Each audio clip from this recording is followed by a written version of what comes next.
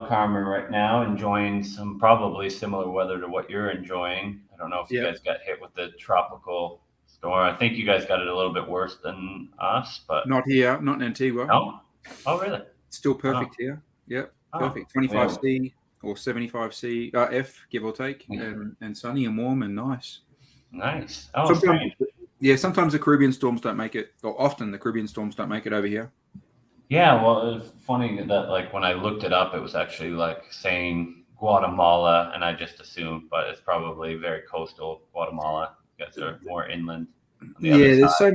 there's so many sub climates here and local Mm, ecosystems and all that sort of stuff. I mean, it can, without exaggerating, 10 minutes from where we are, it can be yeah, sideways rain that your windscreen yeah, wiper can't keep up. And then I come yeah. here, it's not even raining. I've had that multiple times. Oh yeah, yeah. So, It's even in the like quadrant of Antigua. It's yeah, mhm. like at the park it can be downpouring, and Tropicana it's sunny, and you can be out on the rooftop.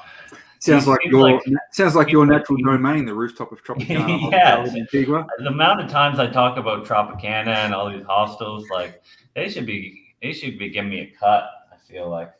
Yes, yes, yes, yes. You'll be there. I would imagine the top's off as well when you're on the rooftop of Tropicana. I get the feeling your Mhm. top will be off. Oh no, I'm more of a open shirt type of guy than a full top off guy. But Right, yeah, right. so we're heading there tomorrow around noon. To Well, Guatemala. to Guatemala. Yeah, we have a Great. place in the city until probably about the 23rd until we go for Christmas break. So I'll be there, and then I will probably. We're thinking about because me and Matt share similar birthdays in the same week, and so we're thinking about possibly heading to Antigua to celebrate a dual birthday next weekend, following weekend. That'll be a quiet night, I would imagine. Yeah, yeah. I think Bible study and then choir, and then maybe a little bit of charity work. You know, Brilliant. Count me in. hashtag tops off. You've started a new trend, There you Mister go. Dunleavy. There you go. Hashtag tops off. We Mm-hmm. will just. I don't know if this is to spoil anybody's fun or to get more viewers, but we will both be keeping our tops on for this live, one I'll hundred be keeping percent. mine on. I can tell you that much. 100%, 100%. Yeah. So welcome everybody. I'm really excited for this one. I think it's very much in line with probably one of the things that me and Michael talk off live or off the record about principles versus tactics. But obviously, the admin stuff first. If you're watching this live, hashtag live. If you're watching this on the replay, appreciate you as well. Hashtag replay. Let us know, setters, closers, what are you doing? What are you working on? And also, I'd love to see where you're tuning in from. I always like to see the global population, more diversity, and just coming in from everywhere. That is the beautiful thing about the remote industry is there's very little limitations on where you can come at this from. So love to see where you're tuning in from as well. Michael, how you doing? Doing well. Yeah, doing really well. Just the reason I was a minute or two late to our call is I just did a 22.5K payment in full. So that was, it's always a nice way to start the day. So doing much better than I was an hour ago pre that call, that's for sure. It's really the only acceptable, way to be late is a PIF late is not even late, right? If Yep. you if you have that paid in full late, you're on time no matter what time you show up. So Yep. Yep. So congratulations. Those are always a doing nice great. way to Looking start the morning. looking forward to meeting you in person as well, since you're going to be coming to Guatemala this weekend. So I haven't met you in person before. We've Absolutely. known each other 3 years, so that'll be good. Yeah, no, I'm really excited for it. Really excited for it. So let's jump in, shall we? Yes. Principles versus tactics. Now I know that you have a lot of thought and ideas and things to say on this, so I'll just kind of open it up and take it in the direction that you feel most comfortable or that you want to. You know, when you hear principles versus tactics, what does that bring up for you, and why are you interested about having this conversation? Why are we here, Michael?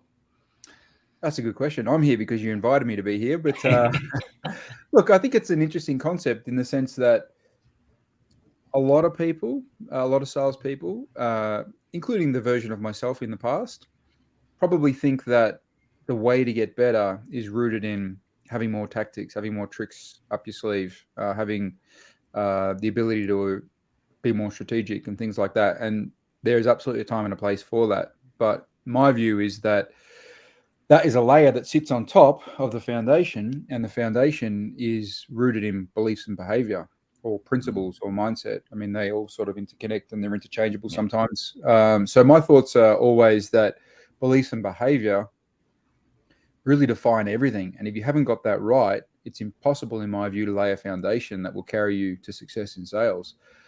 Beliefs and behavior, well, behavior can change depending on circumstances, but your beliefs in terms of, objectively what you feel is the truth, subjectively what is your truth, in the sense that, what you feel is real, what you feel is right, what you feel serves you, what you feel gives you a greater chance of success, what you feel is ethical, things like that. That doesn't really change, if at all. And if you haven't got that right, it's quite a hollow existence. And it comes back to, what we've said several times on this show, and I did a post about it the other day.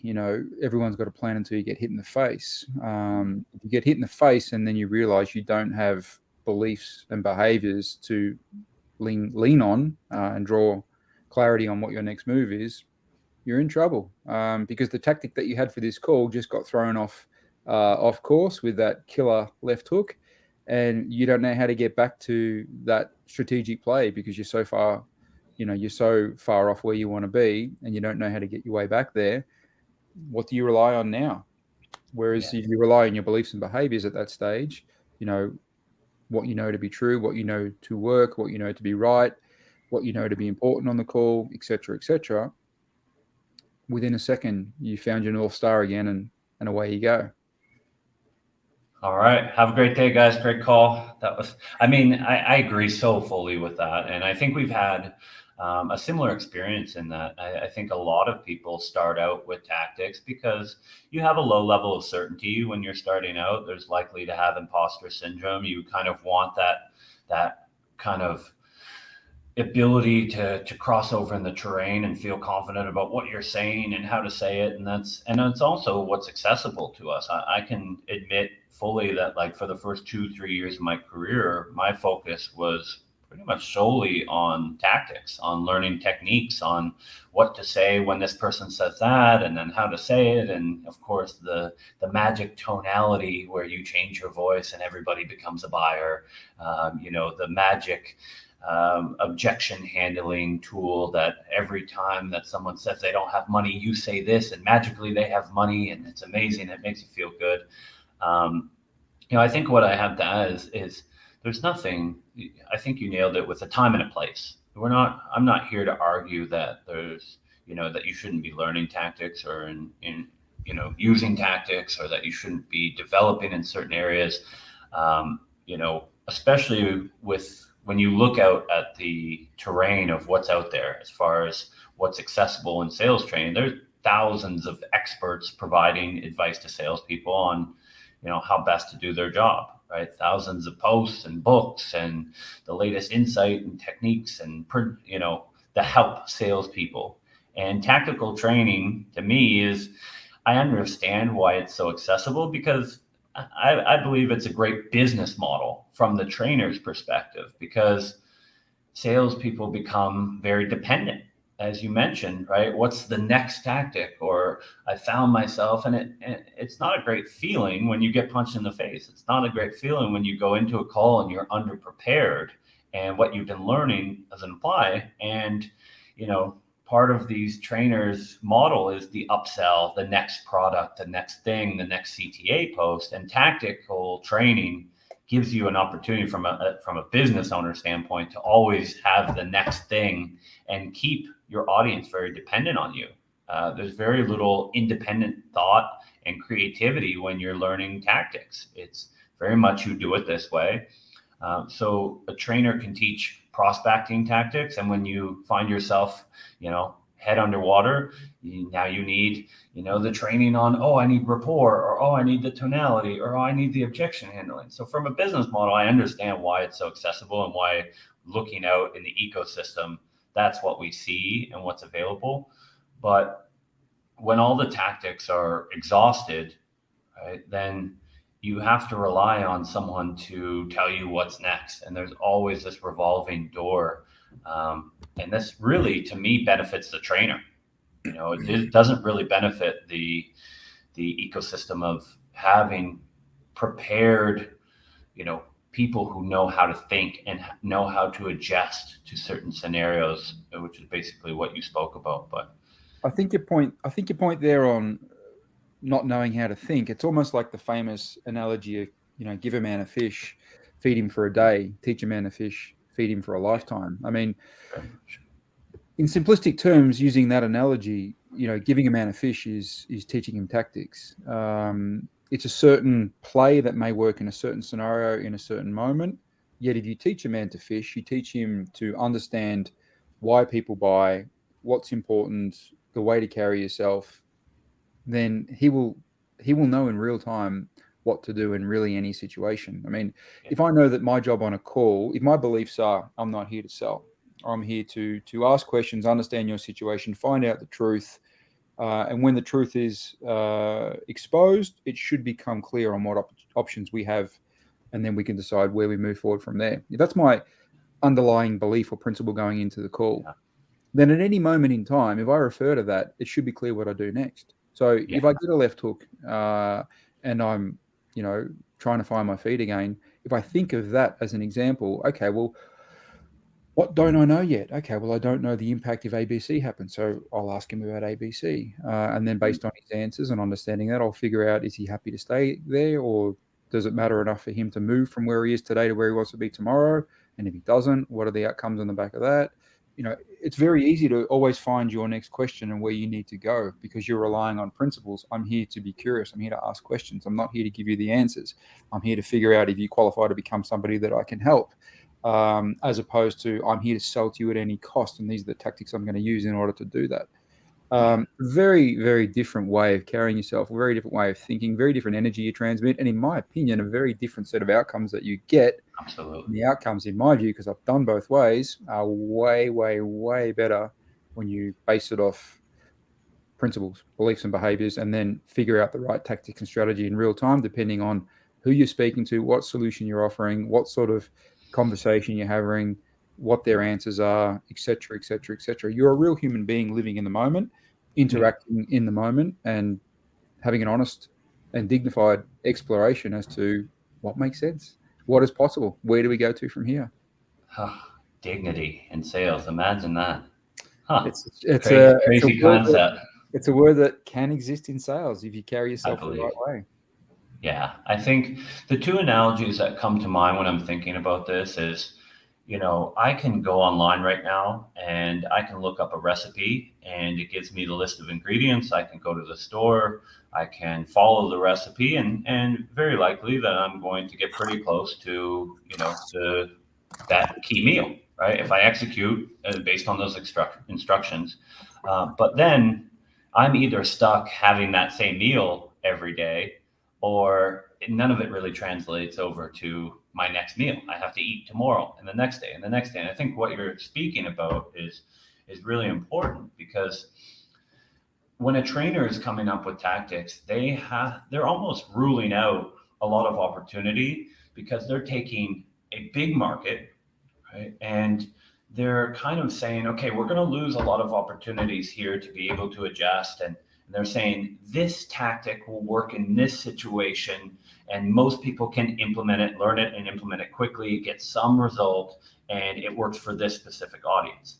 So there's so many variables there in a tactic that if you change the audience, right? If you take the same financial vetting that you've used early on to qualify someone that may be unable to pay, a monthly subscription on a fitness campaign, right? And you use that tactic selling to CEOs and executives, they're probably going to be like, what is this person talking to? If you take the same financial vetting, questions for someone who's making millions to someone who's scraping by, right? It's going to miss, and it's going to miss often. A lot of these tactical trainings are there to work pretty good most of the time. That's the idea. Where principles, as you said, are so easily adjustable. So you can take those and, we have a different language, but it's really the same. My principle is my job is not ever to sell. It's to facilitate the best decision possible. And you talk a lot about finding the truth, which is really, to me, in a lot of ways, the same thing. If the truth is facilitating that this is the best decision, they'll move forward. If the truth is they can't do it, right, you get to the same outcome, whether we communicate it differently or not. And so that works. That principle works with billionaires. It works with millionaires. It works with, the person who's scraping by. That doesn't change. And so it's easily adjusted to the scenario. Another thing I wanted to talk about was the big word here, de-amortization of tactics.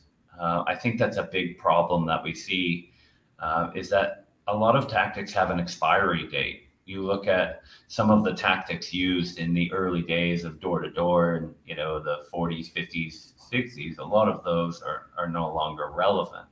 But principles from the 50s and 60s and 70s translate very well. And so my problem with tactics in a lot of cases, as the foundation of your sales ability, is the expiry date and how situational they are. Yep.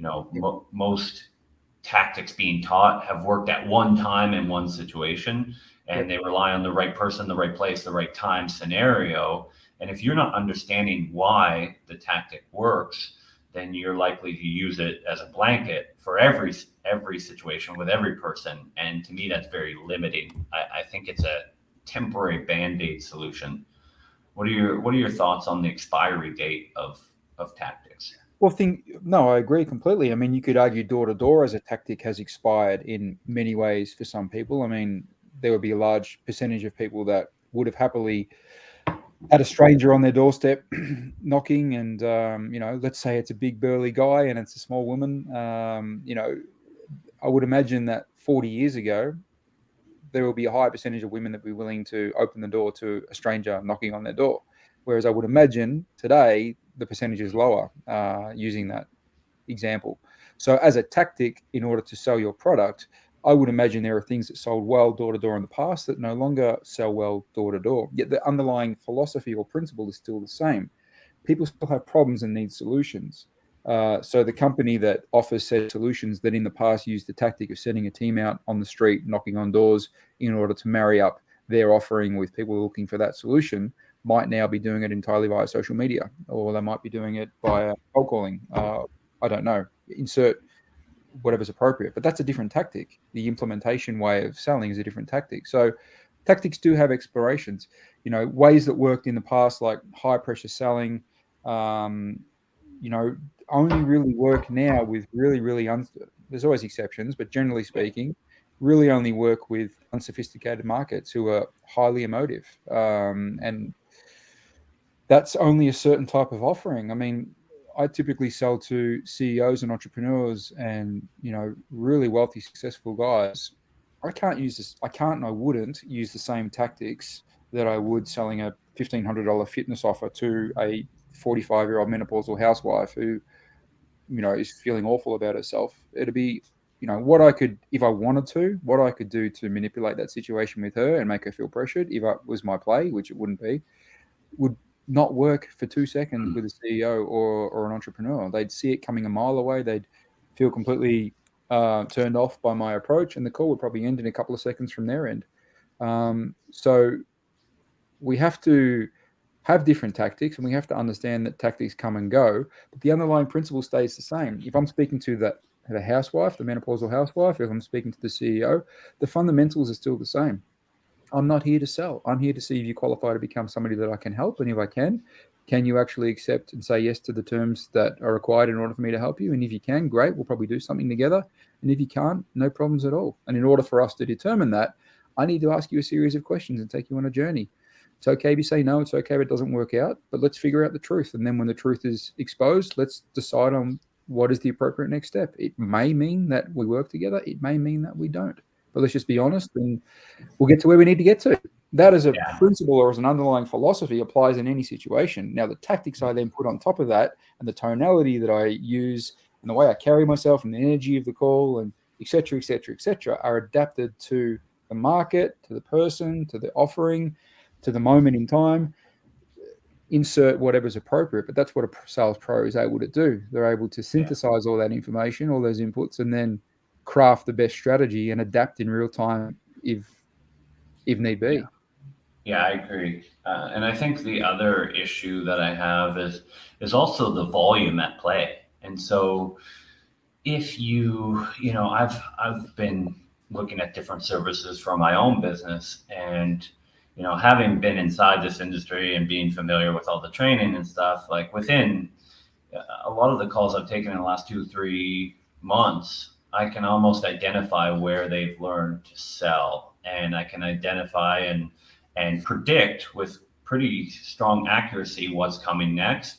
And I find I lose focus and lose interest and I lose engagement.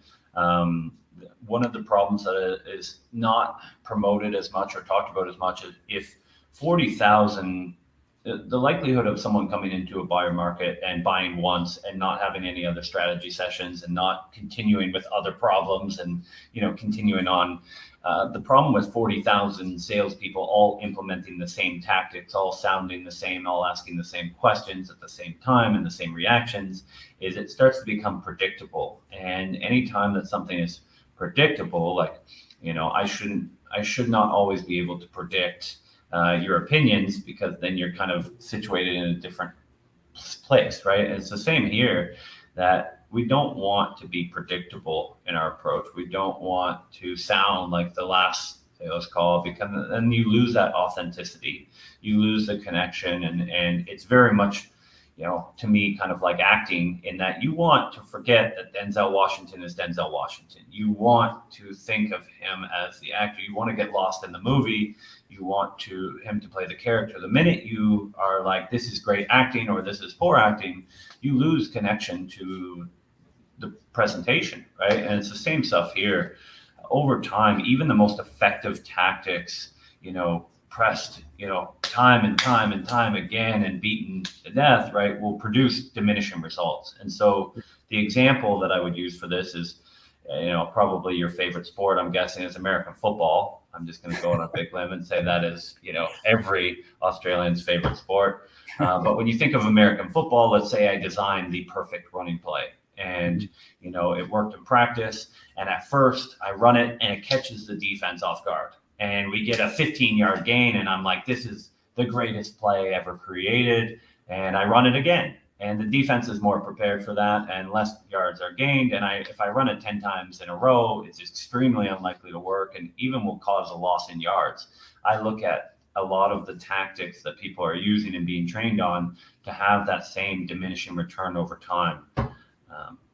Yeah, that's all my analogies that I have for today. No, that was good, and you actually wrote about that yesterday, where you picked up on the pattern nice and early, where they effectively just summarized back everything you said and used just after the 10th time. You're like, are we going to keep doing this? Like, really?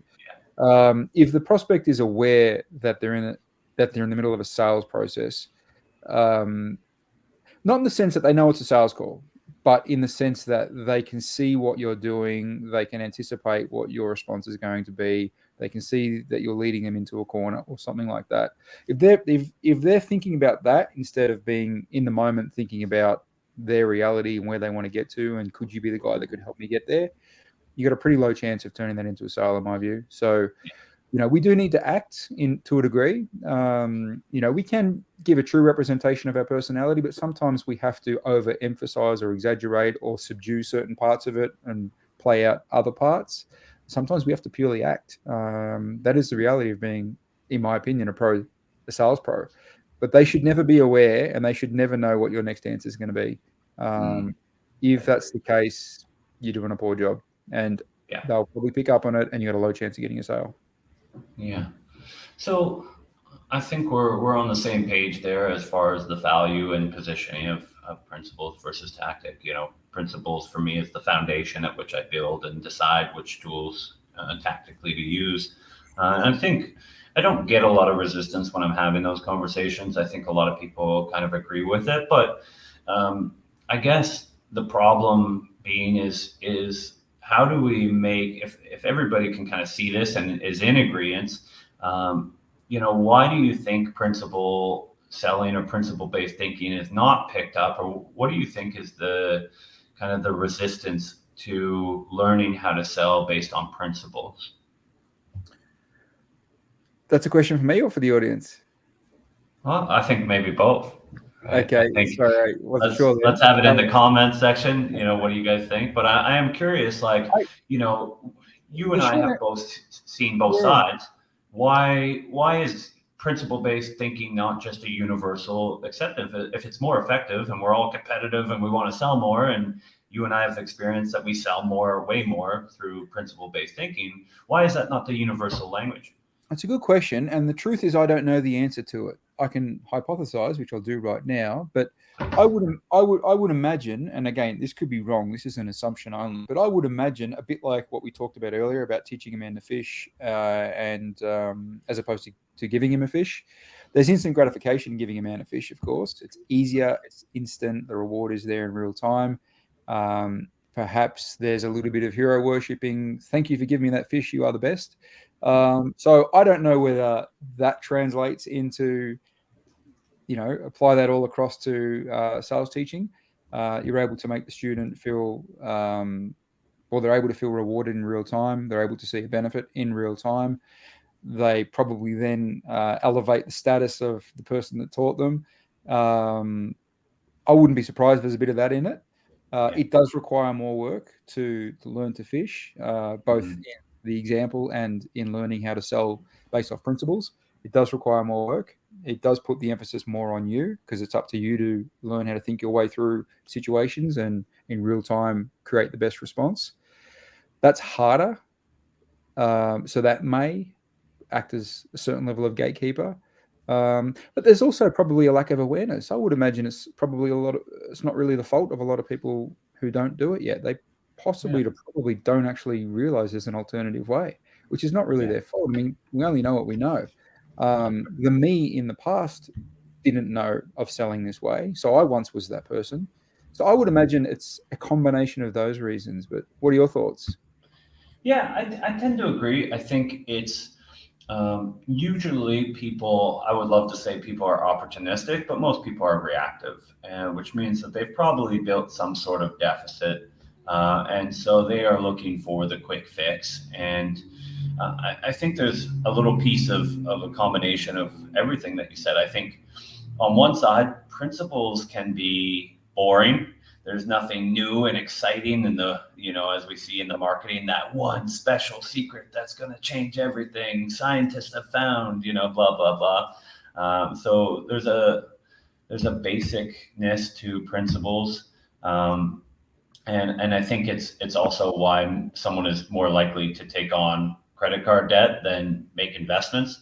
I think that the instant gratification is a big aspect, right? I'm feeling insecure. I'm feeling imposter syndrome. I don't have time. I have a call in an hour. I want to onboard tomorrow. I don't have time to figure this all out. I want to know what they said. When they say this, what do I say to that, right? And so I think it's always in a reactive standpoint. And just a devalue of like sustained success. Tactics work in some cases, and so people fall in love and go back to it.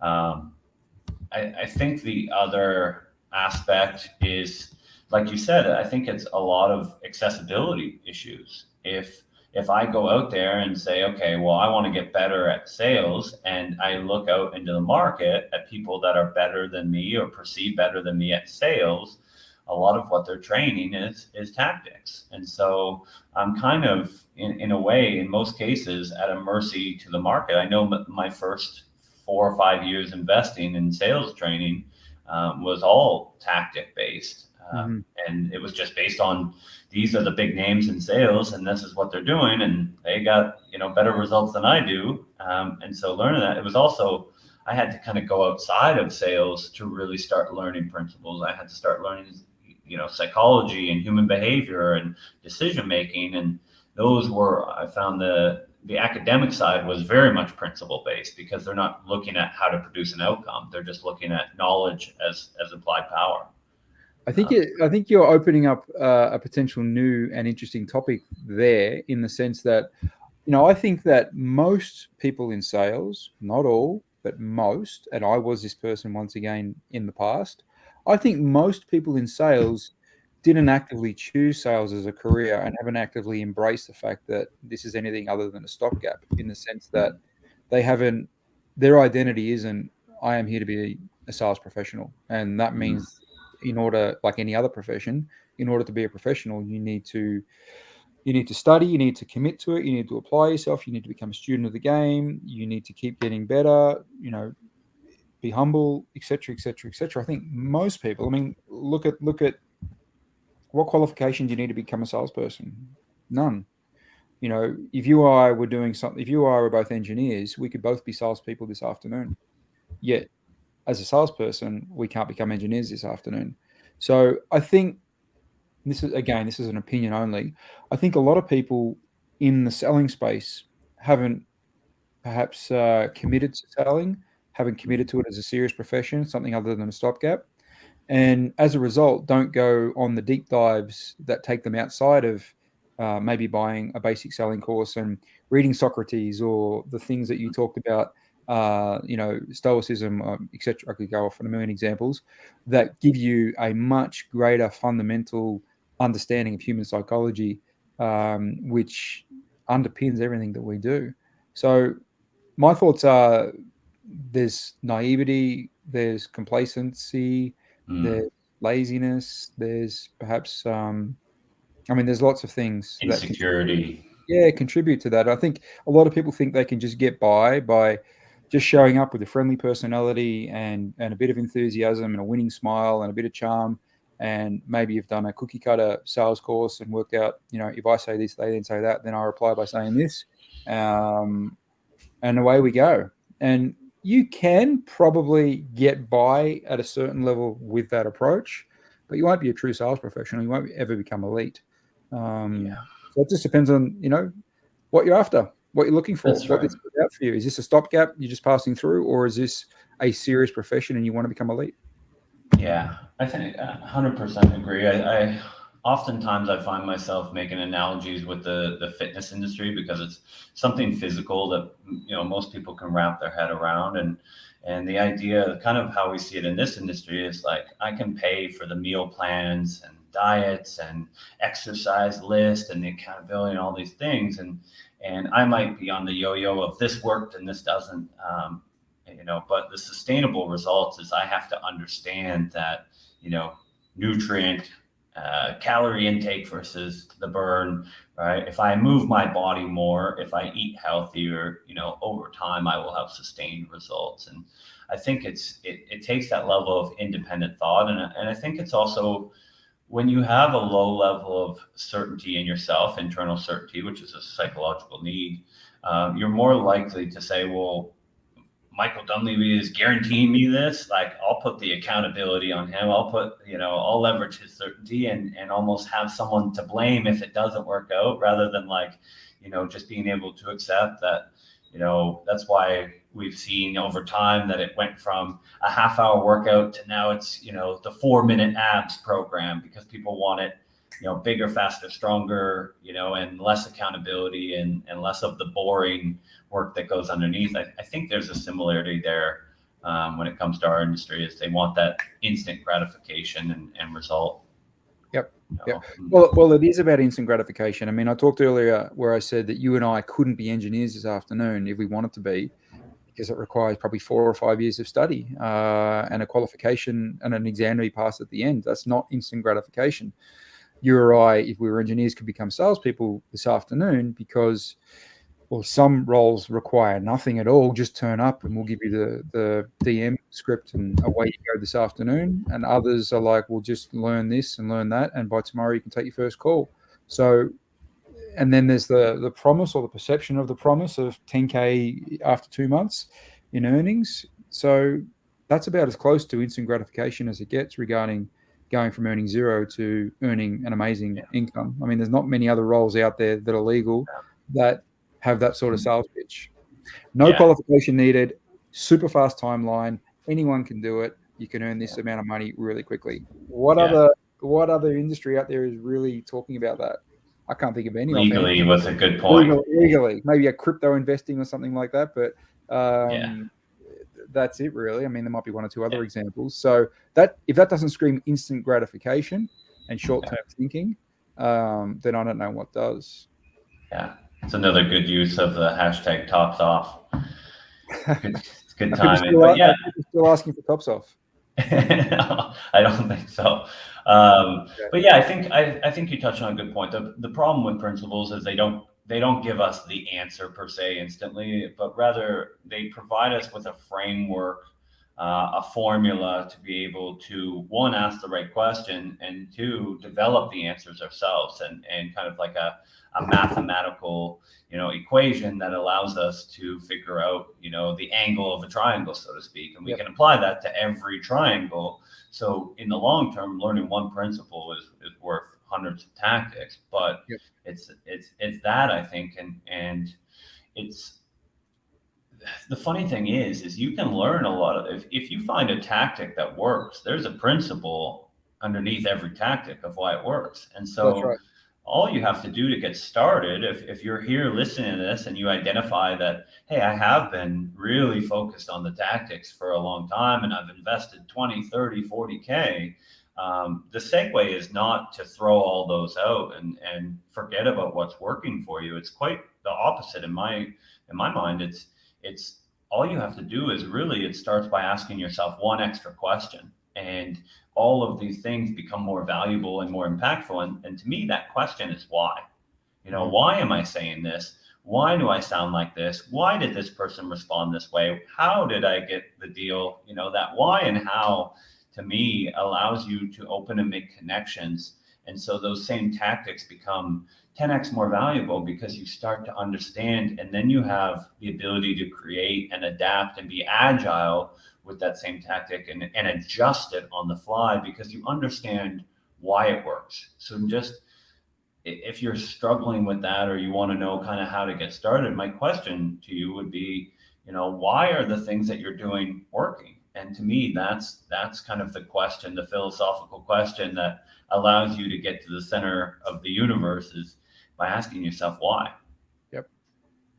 Yeah, I couldn't agree more. So I guess in that transition, like, how have you formed your principles? How would you recommend going about, the beginner's guide to forming strong principles in this industry? That's a good question. That's a big question. Look, I think in simplistic terms, I would say start with the objective, what you consider, what is the truth, and the subjective, what is your truth. And what is your truth, well, by the nature is subjective, in the sense that, that can even be reframed as, what do I believe to be true because it serves me to believe that. Doesn't mean it's subjectively true, not necessarily, but that can give you, or that can carry you forward or carry you into certain situations. So, for example, this might be a subjective truth, might be, I believe that my truth is, if I get up at 5 a.m. every morning, I've got an extra 1 or 2 hours on my competition, and that's going to give me a better chance of being a successful person. Is that objectively true? Probably not, because what happens if your competition just stays up 2 hours later? You both still have the same amount of hours in the day. Yet it serves me to frame my worldview and structure my day around that belief, because it stops me from going out late at night partying and whatnot. It means I get up at the same time and create discipline and structure and get more things done because of that. And because I get more things done, that means that if I'm doing the right things, there's a greater chance that I'll get to a better place. So that's my truth. That serves me by carrying that belief. If I get up at 5 o'clock every day and do the right things, I have a better chance of getting to where I want to get to. So that's just one example. So I would focus on, as a start point, what do you objectively know to be true? And subjectively, what is your truth that will serve you?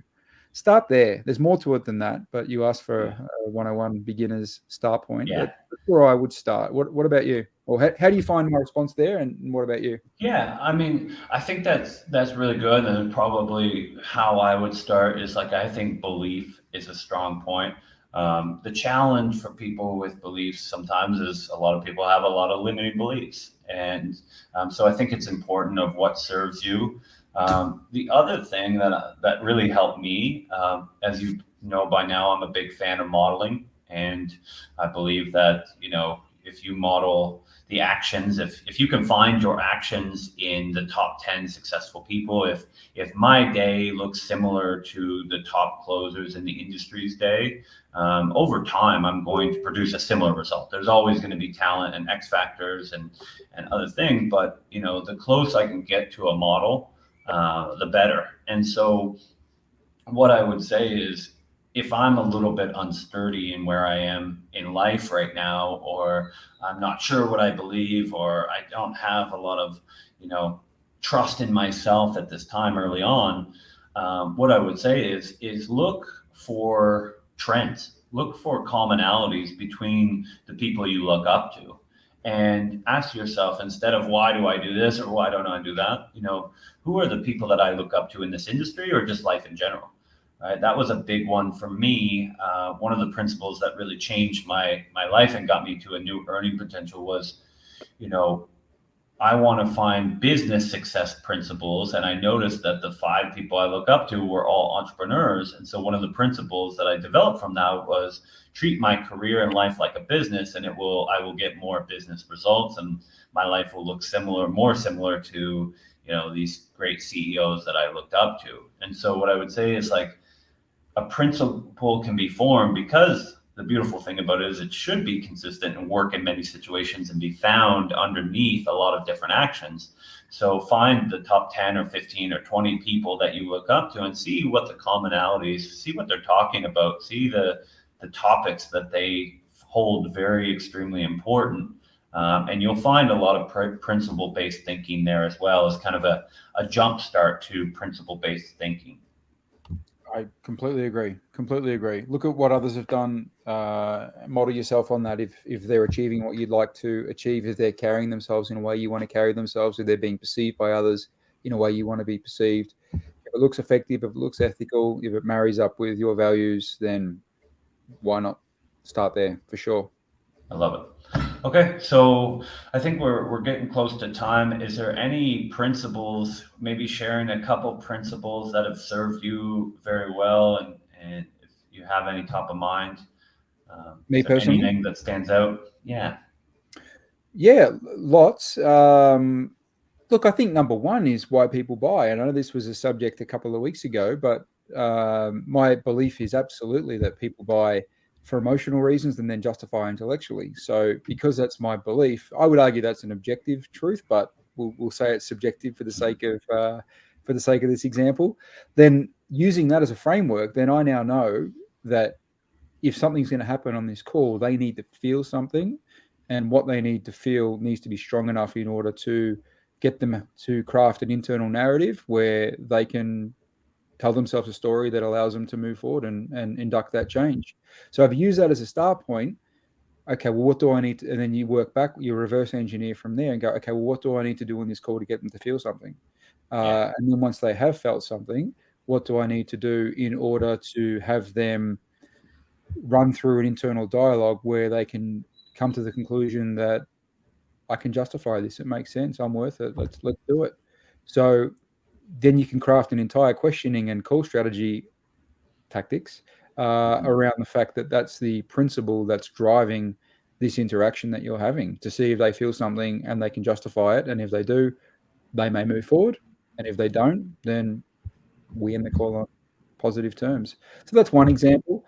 Another might be I'm not here to sell to them. I'm here to see. Most salespeople think they're here to sell to people. Yeah. My job on this call is to sell to you, which means I will crush every objection until you either hang up on me or I sell to you. I very much do not see it that way at all. My job is not to sell to you. I'm here to see if you want to buy from me. I'm here to see if you qualify to become the next person that I help. And if you do, can you actually say yes to the help that I will offer you? And if you can, great. Let's look to make that happen. And if you can't, no problems at all. We part as friends and off we go. So there's two examples. Yeah, I think those are huge. I mean, even just those two alone would change. I think change the whole industry if that was just universally adopted. My version of that is, my job is to facilitate the best decision possible, and I think that's so important. So a couple on my mind, as far as forming. I really love making sales processes. I've developed from for other companies. It's kind of a passion of mine. And one principle behind that allows me to adapt that to many different companies and different prospects is everything you do in life, you need a purpose. And so to me, this includes the questions you ask and what you communicate. A lot of people, whether it's in the DMs, DM setter, SDRs, setters, closers, are communicating a lot of things without purpose. And they kind of get in this place where they're like, oh, the prospect's talking too long, or my calls are too long, or this is, and it's like, well, why did you ask that? Well, just because it's part of the script or because I was told to. It's like, well, what would you do with the answer? One example I'll use is UCM students often will bring something to me and say, is this normal? And instead, they're looking for that certainty. But usually I don't answer. And what I'll do is question them like, well, what are you going to do with the answer? If I say it's yes, that is totally normal, or I say no, it's not totally normal, does that answer give you the information you're looking for? And they're like, I guess it really doesn't. Right? And so then I'm like, okay, let's reframe. And then they'll say something like, do you think this is knowing what you know about me and my goals, do you think this is advantageous? Great question. Right. And then I can go to answer. So really developing a sales process is like everything that you put in your process, there should be a purpose behind it. I ask you a certain question. Why do I ask you? Because I want the answer, because I know in what direction I'm going to go with that answer. So that predictability. Another one that served me is adopting a service mindset. In the economy, how the principle of economy is, I get what I want by getting other people what they want. In our context, if I get the business owner what they want, which is a new client, and I get the prospect what they want, which is a solution, I don't really have to focus on what I want. I just get it as a result. I don't have to focus on making money. I don't have to focus on making sales. I can really just allow myself to kind of have that triangle offense where what I want is received by benefiting others and being impactful in the economy, which is just another word for exchange. Understanding failure as feedback. Some of these are overall principles. Yep. And then sales specific, right, is the sale is not about the product, but about problem solving. People pay to have a problem solved or an opportunity gained. And then one of my principles that goes, is obviously imagination is necessary for a purchase to be made. They have to be able to imagine that things will get better or that things won't get worse. They have to be able to imagine some sort of outcome that is better than their current situation, or you won't be able to allow that sale. So great examples. I could go on forever. So could I. Persuasion principles. Very close to home. I'm very, very passionate about this topic in sales and in life in general. Yeah. So maybe we can have a follow-up part 2 at some point about some very specifics and what tactics go along with that. So if you'd like us to continue this conversation or you're tapping out, you can let us know in the comments section. If you have any ideas for new topics, we'd love to hear it. We're totally open to it. Me and Michael can talk offline until we're blue in the face and have a lot of these conversations we have had. So if there's something specific for you, we'd love to hear it and we'd love to consider it and do our best. So Michael, anything to add? We tapping out? Look forward to meeting you in person so we can have this conversation in person in a couple of days' time. No, nothing to add. Great chat. I think you and I see pretty close eye to eye on this one. So, I hope those watching got something from it. Looking forward to seeing the comments. If they've got some thoughts or want to challenge any of our positions, more than happy to look at that. And I guess we'll speak again in the next week or so. Awesome. Thanks again, Michael. Appreciate you. Always man. a Appreciate it. pleasure to hear from you. See you then. Take care.